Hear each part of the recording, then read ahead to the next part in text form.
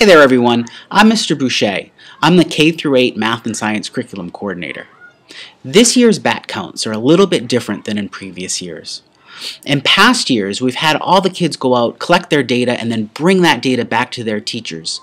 The teachers have inputted that data into our database, and we've run some analysis from there.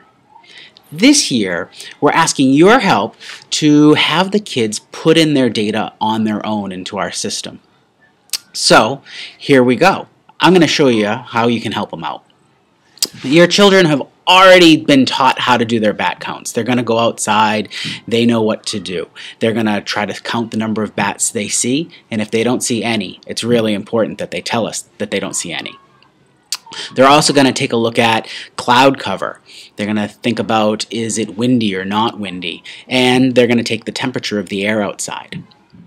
Along with us trying to have the students enter in their own data, we're also going to try to see if we can track if there are bats more likely found in some parts of Bedford than other.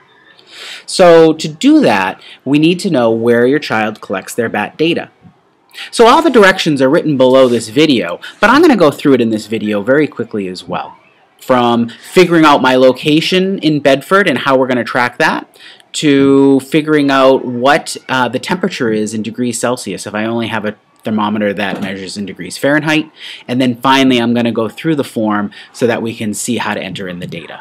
It's not that bad once you've done it once. Here we are. You can see step 1, and this is to determine your location. So you're going to click that link. You need to know your address.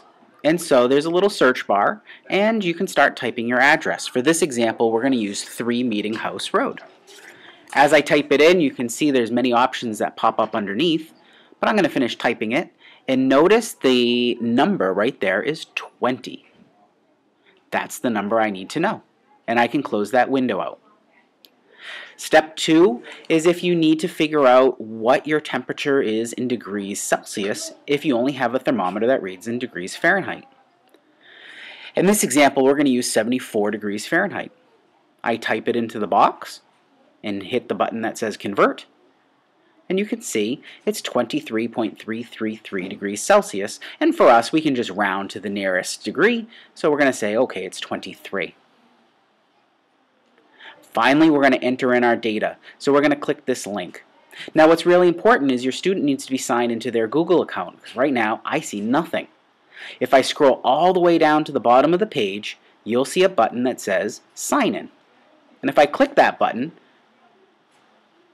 now I'll be asked to sign into Google. If you have a Google account, you need to log out so that your student can log in. And here's our form.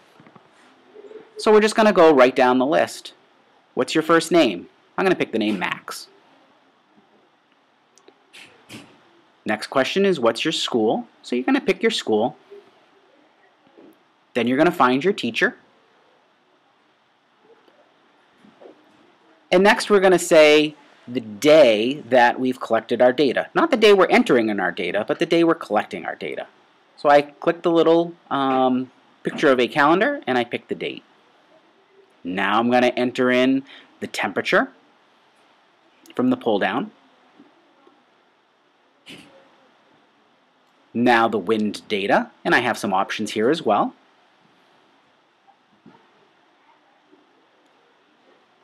Then the cloud cover, again with some options. And then this is the box where we type in the number we found from step 1. In our case it was 20. And then finally we're going to put in how many bats we saw. Then we click Submit. If I scroll back up to the top of the page, there it is. Everything has been entered. If I need to put in another count on another day, I simply start the process all over again. If it's from the same location, you can skip step 1. You already know where you were.